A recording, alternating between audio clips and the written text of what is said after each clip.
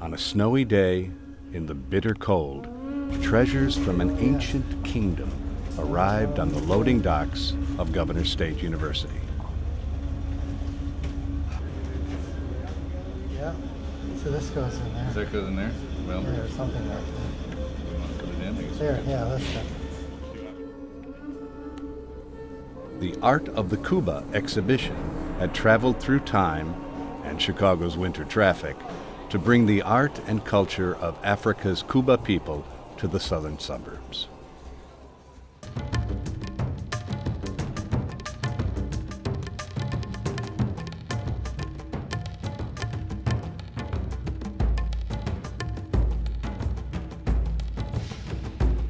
GSU art history professor Art Bourgeois, along with students and volunteers, expectantly opened each sealed box, slowly revealing dozens of ceremonial masks, belts with intricate beadwork, and garments of rich textiles. Along with the historical importance of each artifact, there was also an element of mystery. Is that hat? Hag? Is Hat? Or feathers for hat. Oh, for hat. With Besides educating you about Kuba art, the exhibit will also transport visitors through time to the oral traditions, villages, and celebrations of this ancient monarchy.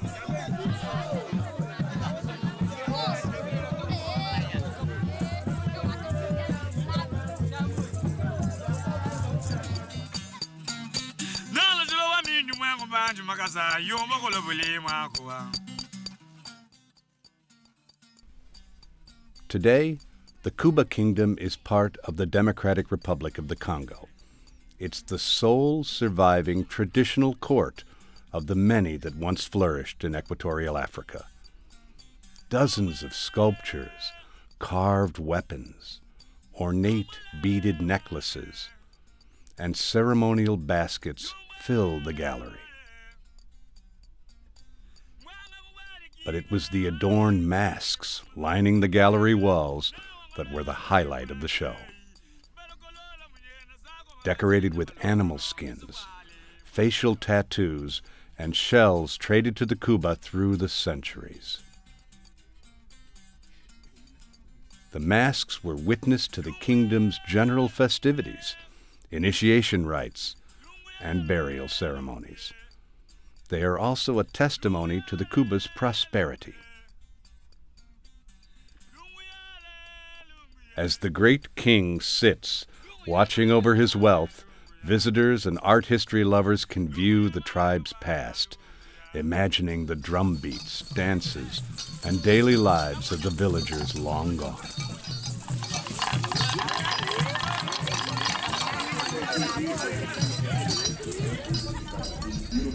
As part of the exhibit, Kuba Prince Ngoloshang Mbecky visited Governor State to share his knowledge of Kuba life, culture, and Congolese traditions. Later, during the exhibit's opening reception, Prince Mbecky mingled with guests as all conversations turned to their amazing surroundings. As the exhibit doors opened, students, art experts, and community members were engulfed by the music and spirit of the Kuba, who have only been known to the Western world since the 1880s. Each tribe, each group has its own particularities. This is, for example, for the northern area of the Kuba. Generally, we have footage, but we didn't have the opportunity to display this.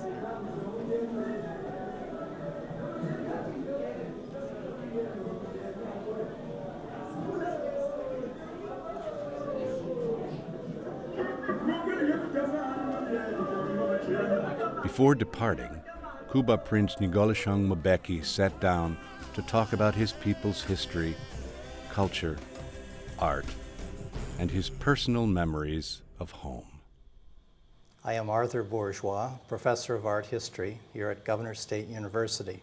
And I'm here with an esteemed colleague of mine, Prince Ngoloshang Mbecky, who is the Kumakan, which is really His Highness, and Prince of the Kuba.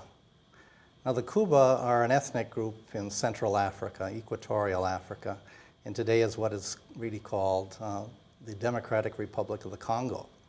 And used to be really the former names were Zaire, or the Belgian Congo, and obviously a number of Central African kingdoms before that. Oh yes, the Kuba is one of the oldest kingdom in Africa.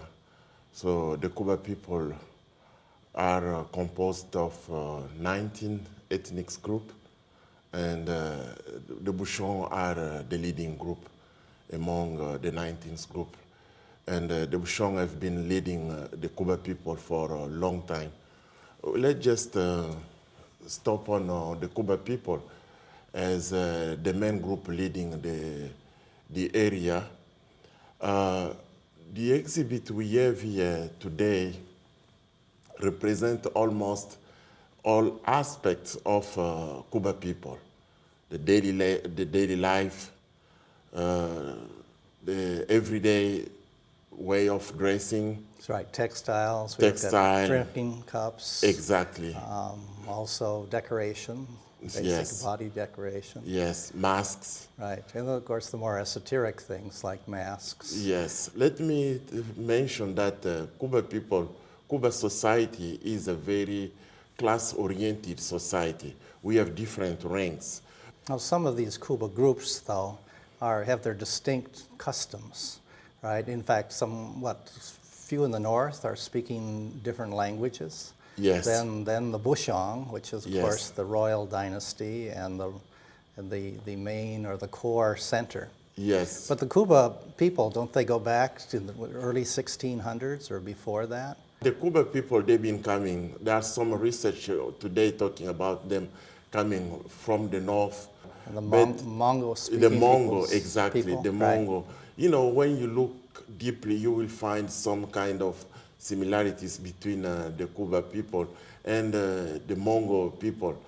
But where we are now is not where the kingdom started. The kingdom started far away from different places because they were moving. The rest of the 19, the 18 groups who are part of the Kuba people, they just joined the Kuba. They joined the Kuba people in the history, in the past. They find that this group was well organized. You know, they have a very good system of administration. You know, they were prosper and they were peaceful people. They obey their law, like you have the people from the north, you said Ngende, you have all people, the Kete who are in that area, we have the south, people right. from the Kele, we have the Shoa, we have the Pianga, we have different groups who are part of this main group we call today the Bakuba people. And the Bakuba name is some kind of people of Makuf or people of knife, something like that. But the original name was not Kuba, was just Bouchon. And then the people outside, they call them the Kuba people. And this is So the it was way almost like we a confederacy at the beginning. huh? Exactly. That's where they are. That's how things has been in the beginning. And we have been, till now, we have been Was there peacefully ever living together. Was there ever a common enemy that brought them together from the outside? Because there are obviously Lili and other ethnic groups surrounding them, but they never were a threat to the kingdom themselves. Well, little bit, but they never been a major threat to the Kuba people. And the Lele, mostly, they've been out the other side of the Kasai River. But now the Lele, you can find them even in the side of the right side of the Kasai River, where they live peacefully with the Kele So people. geographically, what we're Yes. talking about is the Kasai River, Yes. which of course eventually goes into the Congo. Exactly. And then the Sankuru, river coming up from the south? Yeah, from the northeast. Oh, northeast. Yes, Okay, I have the wrong northeast of direction the now. Cuba, where the Kuba Kingdom is established. Going back to the exhibit, we have knife for different social ranks. As I said before, the Cuba is a very social rank-oriented society. But some of these knives were considered like knives or swords of peace. rather Exactly, yes. Right. As you can see the knives over there, they will not hurt somebody. They not the way that someone can use them to kill or to hurt someone. And then Well, when some of them are made out of wood, so Exactly, they're not exactly. even cut. They won't cut Yes, anything. right? exactly. And another aspect of this exhibit, talking about the different social aspect of the Kuba people, we have masks, we have textile. The Kuba people, they were dressing. They were not naked, hanging around, but they were dressing. They have their textile, making all these textiles. Well, I think that's one of the important aesthetic concerns about the Kuba is that everything was decorated. In other words, mats and the sides of the homes and even tattooage, tattooing on the human body. Yes. Everything was just covered with designs. Yes. So I think that's very unique for Central Africa. None of the Yes. other populations Yes. were quite as decorated. Yes, having everything decorated is also a sense of pride, Right. A sense of feeling good yourself, and which is very, very decorated.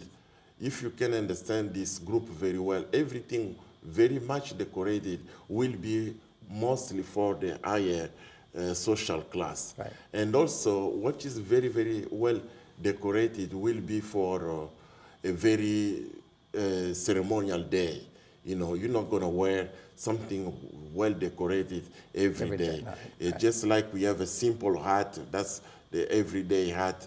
But when you have a hat decorated with beads and cowries, that's the very ceremonial hat. Could you also say that a lot of it was danced art? That is to say that, there's music was involved, there was dance, so it wasn't just decorating things and leaving them just to look at, Yes. but something to live with in a Yes, broader- right, you're right. Kuba people dance, they're very, very good dancer.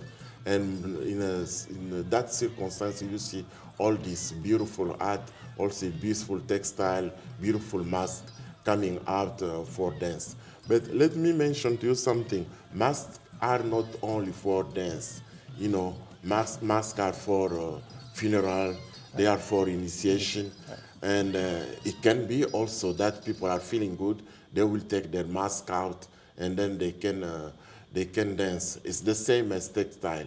We have textile for every day, and we have also textile for a big ceremony, big events. And then when someone died, he goes also well dressed, dressed up, because the Kuba people believes that we have another life when we die.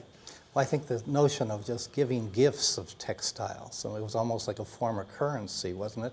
That when someone died, people would contribute textiles, and frequently they would be interred with the dead in the coffin. In other words, so it would be like a form of money almost that people would contribute to a dead notable. Yes, because when the death one of your relatives is going to another world, you have to make sure that you send him with something special. And the form of currency, as you said, the cowries were the major throat instrument, Right. the major instrument for exchange. So it's like decorating with coins in a sense. That Exactly. Everything was covered with cowrie shells or with beads. And what was majorly used for the trade was the cowries. The cowries. But the cowrie shells were not the local cowrie shell. because there's no sea there. They're not on the Indian Ocean where the cowrie shells come from. Yeah, it's kind of a big curiosity for a lot of people asking how the cowrie shells, so Right. many cowries they use. Well, they must have come from thousands of miles because Yes. I think the Maldive Islands is what I've read is really a source for much of the early Arab trade. that Yes. brought the shells. Yeah, from India, mostly coming from the area, the Sankuru area. They must be coming from far, far away. Now, what about the beads? The beads also, they got them from trade. They were coming maybe from Czechoslovakia Right. in exchange. And if you go back to the history, you will see they have had a lot of Arabs trading in Africa. They trade for slaves, and then they keep going with their trade after the slavery ended up. They keep going trading with other products. They were coming like with salt. They were coming with different things, selling among people down there. We have had our traditional salt, which is good. People still using it. But those traders, they were coming with different beads, cowries, and everything, trading with the local people. Now, some of the Europeans brought them in too, didn't they, in connection with the latex or rubber trade before the First World War, where beads were exchanged for, this kind of dried rubber as a sap. I think Yes. they were using those, some of that rubber was used in the First World War on tires on vehicles. Yes, the So- trade intensified later on when the Belgium came down there. The trade intensified, like people were exchanging almost everything, sometimes ivory with anything else the trader were bringing down there in the area. Let's go back to maybe the masks, but before we can talk about masks, I think maybe we should talk about the Nagesh spirits. Whether Nagesh is the concept of forest spirits, is it? Yes. Spirits of the tropical forest? Yes, the mask, there is one of the very important masks we have here, the one, the Moshambwe Mushal. This mask represents the spirits. Right. Represent the spirit, which But it's a royal mask. Yes, a royal mask, yes, which is a very complicated concept. It's some form of vision, the way they come up with this mask. Someone may have seen it, according to legend, someone may have seen it. And the spirit is not that everybody can communicate with the spirit. There are some people who has some kind of talent, some kind of power. Well, kind of an apparition, wasn't it, essentially? The spirit had to manifest itself to someone Yes. in a mask-like form. Yes. But that royal mask, the Washamboy, with all the feathers, the one that the king wears, right, when he's enthroned, and also when he's buried, he wears the mask, and so that seems to be a preeminent one. And usually they say there's some reference to Woot as well. Yes. There is some reference to Woot, which is Now, who is, I'm sorry. Woot is also the father of all the Exactly. 19 groups. Exactly. Woot Right. is the founder of the kingdom. I know there may be, after Woot, there may be some kings who made major innovations, like we have Shamambulangong, who after coming from the Kwilu Congo area, he brought some innovations about the textile. Is the father from? Maybe he's the He's that first king, the reformer. Shyam, right? Yes. Right. Is one of the reformers. And when we look later on, we can even talk about the king Kwetepe, who put the kingdom together after being challenged by the Western, who were just coming to the kingdom, trying to change certain habits. We can talk about. But the king Shyam, I think he was considered to be the one who introduced many cultural things, many cultural objects. Yes, like back to the swords. Exactly. At least the story that I had heard was that apparently there were the throwing knife. In other words, a kind of a throwing knife that was almost like a boomerang, and it was been used, and it's very deadly. A person could almost be beheaded in surprise. Yes. And at least with the story that I had read is that he had kind of outlawed that and substituted these swords of peace that were a substitute for the bushong throwing knife. And so then after that, no male would be would appear in public without having some type of a weapon, but it would be a weapon of peace. A weapon of peace. Shama introduced a lot of innovations, because himself he was kind of strange person, because he proved to people that he was really the incarnation of the Ngesh, the spirit we are talking about. Right. As I said, the Ngesh is a very strange power. He himself, he thought he was the incarnation of Ngesh. And when he became king, he cried out. He said, I have become the spirit. You know, someone with a strange power, maybe divine power, capable to do things that anyone cannot do. A little bit I can just bring that to make you understand this power of Ngesh we are talking about. Because Shama could even go to Palm Wall without being having some kind of support, you know, and then people look at him as someone exceptional, not supernatural, someone not doing things that not any kind of human being can do. And this is to put together how the concept of Ngesh can be seen, you know. Now, usually Mwashamboy, the root, is also connected up with a female. And the female is the Nagadi Amawash masks, like the ones that are right behind you. Yes. Right. As we said, the Kuba society, a lot of social class, women are not left aside. There is also a mask representing women, which is the Nganganchem. Right. The Nganganchem, one of the masks we have here, or the most of the Nganganchem, that's the women, the type of mask for women. Yet they're always worn by men.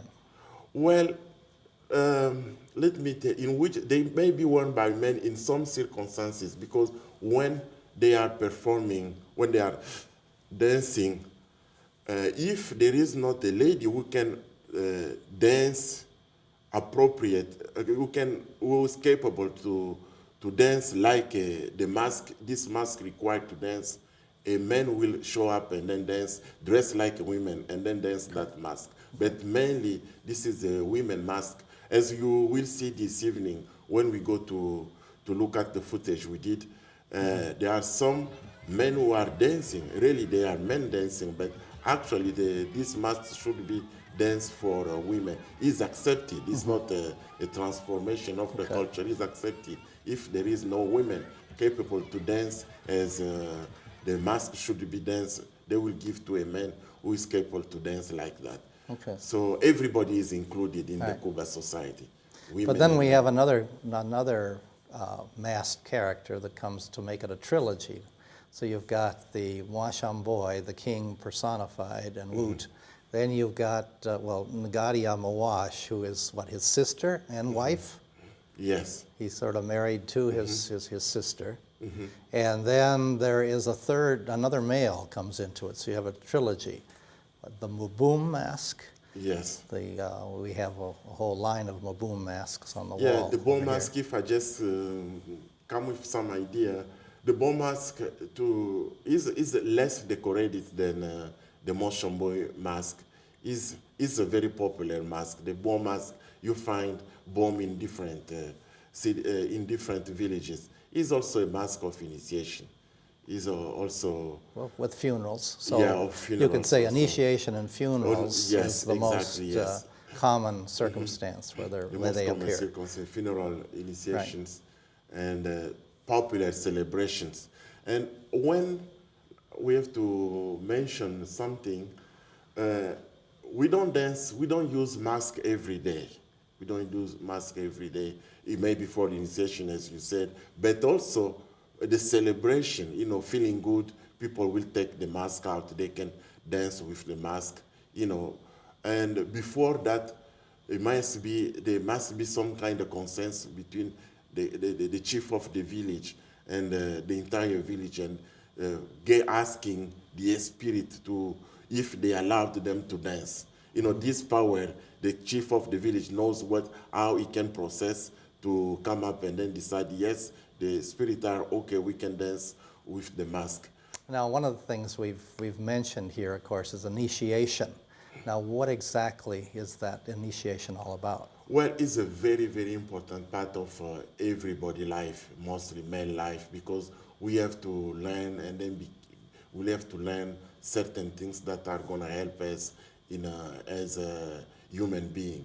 This is a process. This is a learning process about how we can be tough in life, how we can respond to challenges, how we can take our responsibilities. The initiation is a very, very important process. Everybody needs to go through our society. It's fairly dramatic, though. At least the Bushong initiation is where you have the one mask, which is called Numph, I believe. Yes. And the young men are lined up in front of this mask, which has a reputation of being a killer mask.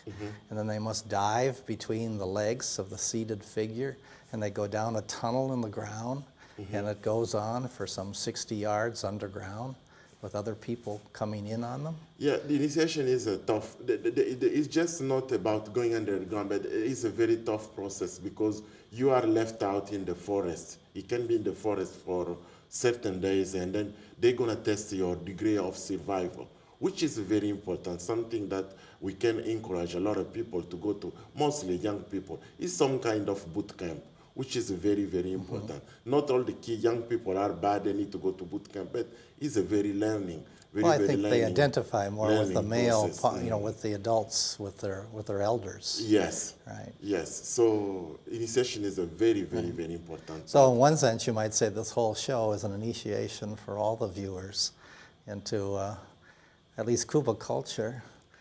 Well, it's maybe the introduction to the presentation, Right. because they will not go through all kind of challenges the people who are in the initiation goes through. But it's a very introducing process for the Kuba people. Initiation is something that makes them feel good, prepare them for the future, prepare them for challenges. Well, I like to think of collections such as this as a kind of an initiation into the arts, or at least an art that they might not be familiar with, and at least for the average viewer to be able to take away some notion of whole different ways of understanding societies other than our own.